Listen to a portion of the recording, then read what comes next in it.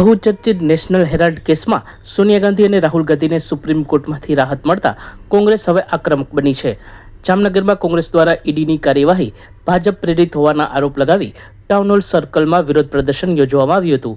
આ તકે કોંગ્રેસી આગેવાનોની અટકાયત કરવામાં આવતા રાજકીય વાતાવરણ ગરમાયું હતું।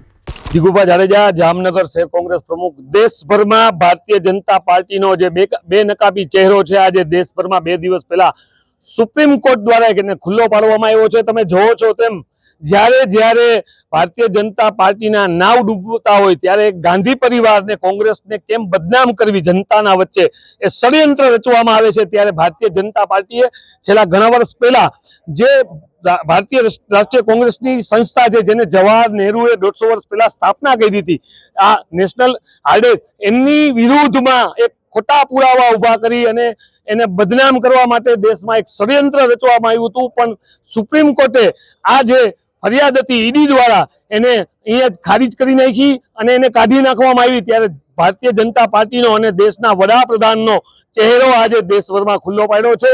ભારતીય જનતા પાર્ટીના બેનકાબી ચહેરાને ખુલ્લો પાડવા માટે જામનગર શહેર આજે કોંગ્રેસના કાર્યકર્તાઓ, ટેકેદારો, આગેવાનો અને કોર્પોરેટર દ્વારા મહિલા કોંગ્રેસ હોય, એની સિવાય યુથ કોંગ્રેસ હોય, બધા રોડ ઉપર આવી અને ભારતીય જનતા પાર્ટીનો ચહેરો આજે ખુલ્લો કરવા એની સામે વિરોધ પ્રદર્શન કરવામાં આવ્યું હતું।